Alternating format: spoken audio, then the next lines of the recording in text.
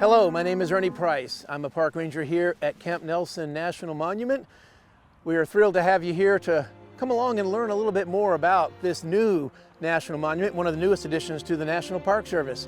Over my shoulder, you'll see the Oliver Perry House, also known as the White House. It's significant for many reasons. For one, this home, built in the mid-1850s, is the only historic structure that remains in Camp Nelson today. During the Civil War, it was used as officers' quarters to run the camp that is in the distance. We're standing on property that in 1863 would have comprised about 4,000 acres of a camp that would support Union efforts into East Tennessee, North Georgia, and Southwest Virginia. The story at Camp Nelson really begins in April of 1863 with the Department of Ohio and the decision by General Burnside to build a supply depot here. What ended up being, the engineers decided, about 6 miles beyond Nicholasville. Actually, where we're standing is between the Kentucky River and Hickman Creek behind me. These two bodies of water not only provide protection on the east and west sides of the camp, but they meet to the south of the camp and provide protection on the south as well. The body of water, I should say, doesn't necessarily provide the protection. It's the hundreds of feet of palisades that come along with those bodies of water that provide the protection. Behind me, the camp would consist of thousands of horses, stables, corrals, barracks for soldiers, a hospital, a prison, a bakery, even running water by 1864 here at Camp Nelson. It's an endeavor that was really unparalleled for this area, but it also provided a very unique circumstance. The fact that it was a supply depot, not all that unique. There are hundreds of those around the country. What will make Camp Nelson unique, and the reason it's a national monument today, is that Camp Nelson exists here in central Kentucky, which in 1863 was a slave state, meaning that thousands of people in the counties surrounding Camp Nelson who were enslaved could make their way to Camp Nelson in the hopes, not guaranteed, but hopes of achieving emancipation. Not only would thousands do it, but many thousands of those people were actually men who would become soldiers, known as United States Colored Troops. In fact, Camp Nelson will become the third, arguably almost the second largest recruiting station for United States Colored Troops in the entire United States of America. There are 8 USCT regiments that are formed here in 1864 and 1865. Now, the story of Camp Nelson, like any good history, it's complicated. It's a story of emancipation, self-emancipation, also broken promises, hopes and dreams that are shattered and sometimes realized. It's as complicated as Kentucky and the Civil War itself. So, we're going to take a look at the park today. We're going to take a look at the part of that camp area that's behind us. A lot of that today are archaeological sites, but you're also going to see part of our museum. So, as 2021 improves with the ability to travel and tour, we hope you'll come out and not only see the grounds and the trails that are here at the camp, but even go inside the visitor center where we offer a film and a museum and a chance to really understand how important Camp Nelson is in American history. We're standing on the northern edge of Camp Nelson. The northern edge of the camp was the portion of the camp that was most exposed to potential enemy attack, the river and creek protecting the camp on the other 3 sides. So on the northern side of the camp, forts were built all along to connect the river and the creek to protect from that attack. Behind me, you actually see Fort Putnam. Fort Putnam was built as the first fort to protect the workers that were building the rest of the forts along the northern perimeter. The African American story at Camp Nelson goes much deeper than the USCT units that formed here later. In fact, the connection goes to the very beginning. These forts that were actually built with impressed enslaved labor, impressed by the federal government in 1863. But the story of the African American presence evolves along with Camp Nelson. As we said, it was built as a supply depot. Commissary, quartermaster, supplying thousands of troops moving into Tennessee and other parts of the war. But as 1864 evolved, so did the development of United States Colored Troop regiments. So some of the very men that built these forts would now become blue-clad soldiers, members of the United States Army. These regiments would fight in places like the Atlanta Campaign, Saltville, Virginia. There are even 2 regiments here that will be sent to Richmond, Petersburg, Virginia, and will be at the surrender at Appomattox in April 1865. But the story of being in Camp Nelson is a complicated one because, as I said, not only were the soldiers here, wives, children were also present. As the camp developed, so did an area on the other side of present-day Highway 27, an area called the Hall community. But during the days of Camp Nelson, it was known as the home for colored refugees. Thousands of people would live there, and they would ponder their own fates, not always knowing. For example, in November 1864, the camp was taken over by a commander who didn't necessarily favor fair treatment of the African American people that were here. In fact, in November 22nd to November 25th, there's a period of time known as the expulsion, where about 400 of women and children in this camp of African Americans were sent out of the camp. And we're standing here on what is a cold January day. In November of 1864, there was a particularly, unfortunately, cold spell that came through that area, and over 100 of these women and children would die of exposure during that expulsion story. In addition to the expulsion, death is common in the Civil War, even in a camp like this that doesn't actually experience battle. Behind me, you see the obelisk that is dedicated to the civilians and soldiers that were buried here during the days of the camp. This area was known as Graveyard Number 1. After the Civil War ended, it was decided that the soldiers that were buried here in this field would be reinterred and moved to the south of Camp Nelson, the present-day monument, to an area that was known then as Graveyard Number 2. Today, that is Camp Nelson National Cemetery. So, the National Monument's history and the National Cemetery's history are not only linked geographically, and the camp existed on what is today the cemetery, but literally the soldiers, some of them who helped build this fort, are buried there. After 1864, some of the soldiers were still sent out east, and even after Appomattox, some sent all the way to Texas. That is why we say the period of significance at Camp Nelson goes all the way to 1866, even after the war was over. Women and children who belonged to those men who were serving in Texas were waiting for those men to come home. When they did, in the summer of 1866, the federal government not only closed Camp Nelson, but dismantled it. And this land was returned back to the farmland that it had been before the Civil War. Some might even say, hardly changed. Again, it's complicated. So, over at the Hall community, that's the community that developed after the home for colored refugees was closed, and some descendants will actually make their home there at the Hall, and some even live there to this day.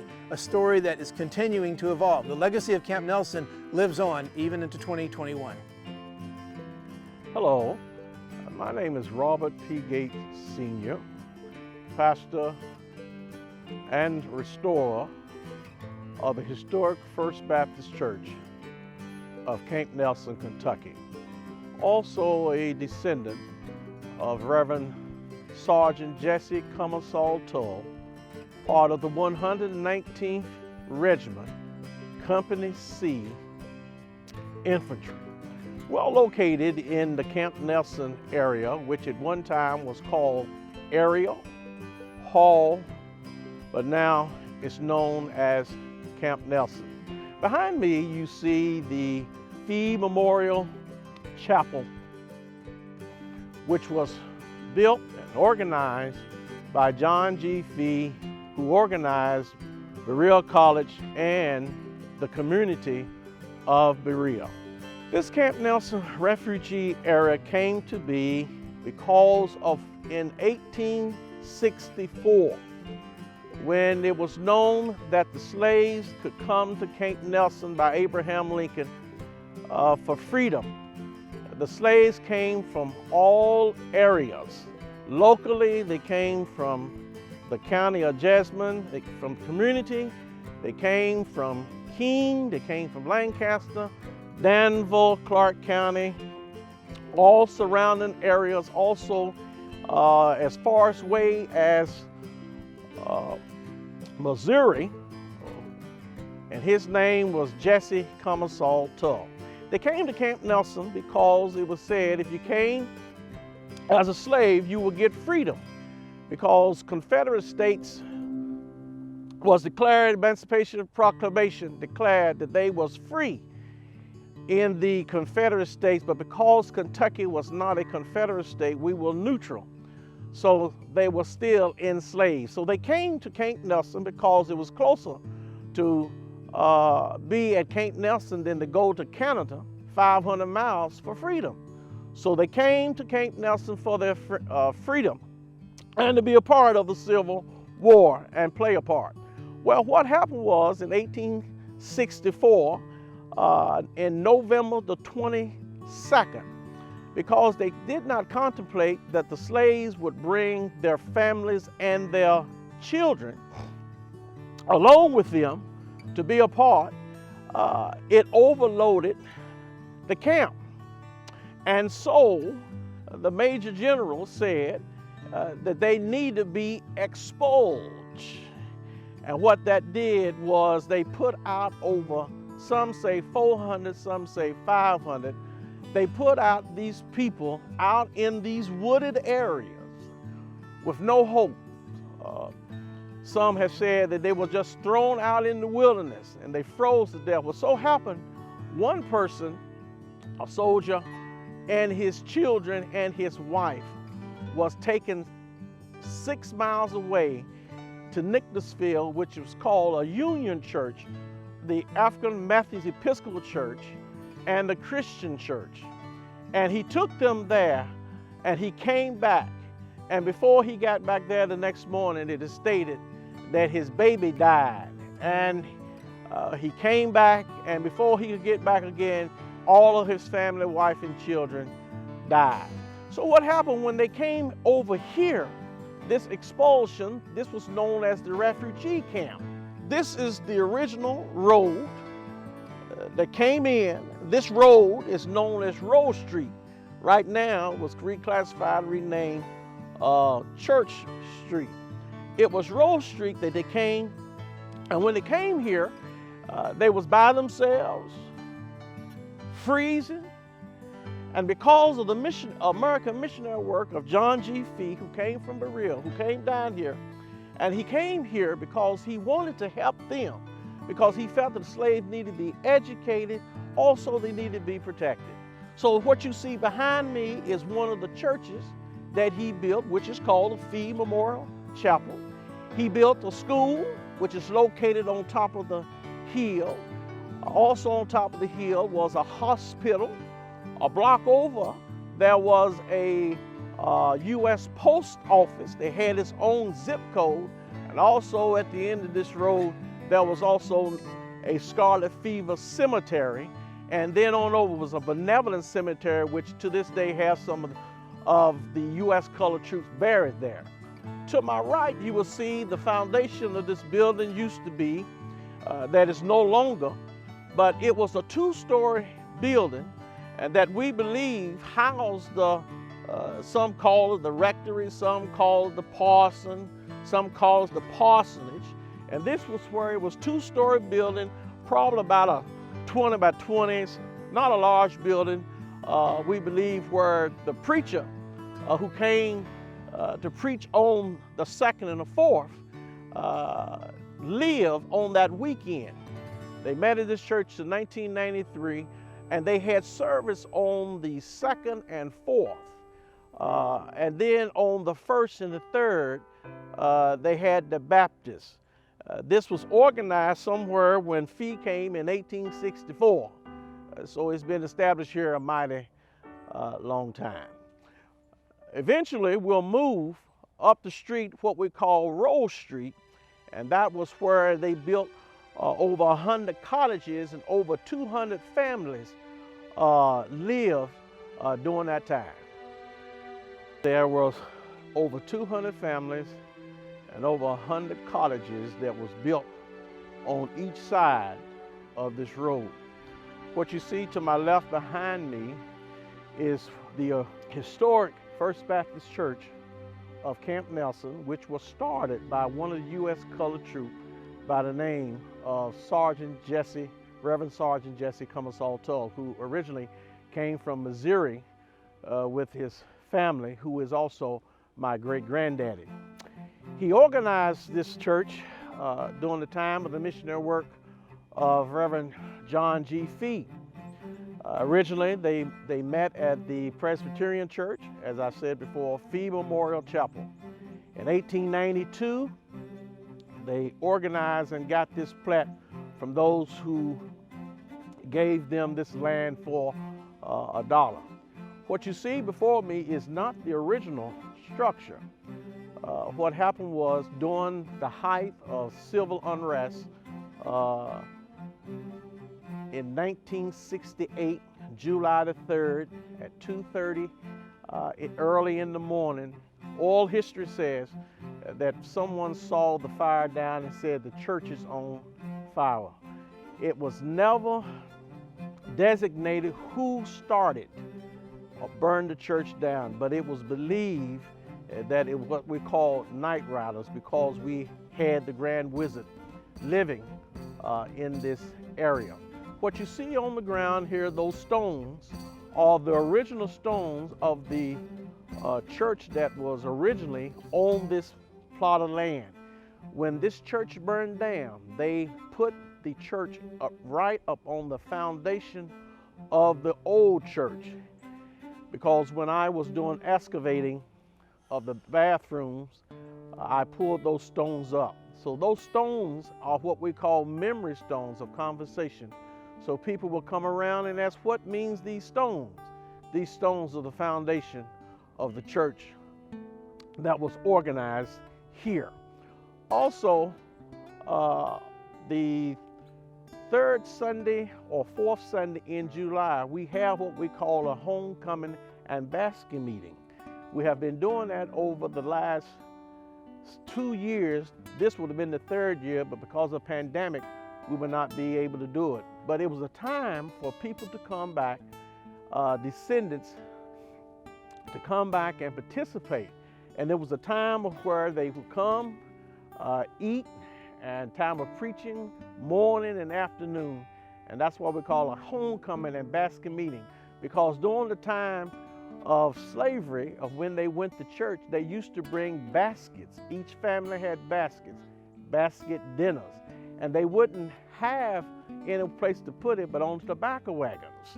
And they would eat on tobacco wagons, and then they would have their church service. So we're trying to do that, bring that back as part of the history of this area. And that's what we're doing. And we're going to be working with the superintendent about having various activities on the refugee park side for the descendants to be able to come back, and also for people who live here to make it a community event.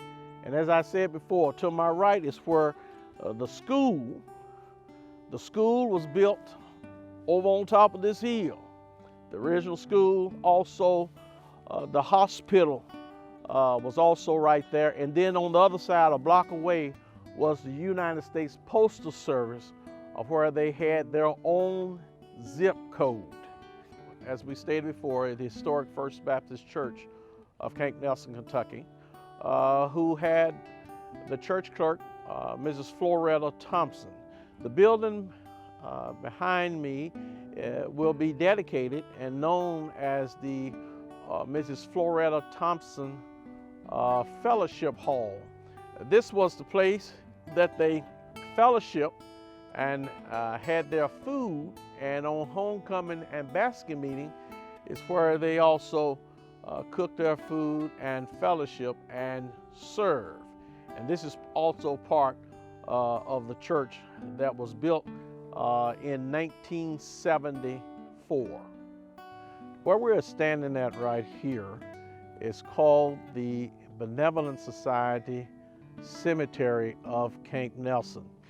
This is the area of where our ancestors are buried, some of the original U.S. colored troop. I have one to my right, which is an Overstreet. I have two more to my left, and some of the names is Level, Overstreet, Baker, Burnside, Hayton, and a lot more. One of my goals here is eventually take a picture of all the tombstones and put it on my church site because I'm connected with a lot of descendants all over the United States and the world who sends back to find information, whether they are from here or that their ancestors came from Camp Nelson. And I'm in contact with some people from Texas. I'm in contact with some people from Maryland who wants to know and tells me that they have their great-great-grandfather was a U.S. colored trooper. So that's one of the goals that we're going to be doing later on for the church. We look forward to your visit to Camp Nelson National Monument, and we want to help you plan that trip. Obviously here in the winter and spring of 2021, things are changing, sometimes on even a weekly or monthly basis. I'm standing in the museum, and at the moment, Camp Nelson National Monument is open 7 days a week. All the grounds are what's open, but that includes over 4 miles of trails. There's over 30 interpretive wayside panels out there that tell you about the area that you're standing in. As we said before, a lot of the park is archaeological in nature. But as we move through 21 and traveling becomes easier and safer, we look forward to a time when this museum and the visitor center are open, where you can come in, meet our staff, ask questions, get oriented to all the things you can see and do. There's a 17-minute film that we can show you, and you'll be free to wander through this museum to learn about Camp Nelson as a hospital site, as a commissary and quartermaster site, as a recruitment site for USCTs, and about the colored refugee home at the Hall community today. So in the meantime, when you're planning your trip, the best thing to do is visit our website, which you can find if you Google Camp Nelson National Monument, www.nps.gov/CANE, but I would just Google it. Also, we'll have a Facebook site hitting the street here pretty soon. Either one of those sites will tell you what's open on a given day so that you can come down, and we really look forward to talking to you in person and sharing this amazing story at Camp Nelson National Monument. We're a new unit of the National Park Service, and we're thrilled to be able to share this place with you. Not everybody knows about us, so we want to give a shout out to Bluegrass Trust deTours for coming out here and helping us share this amazing place with you.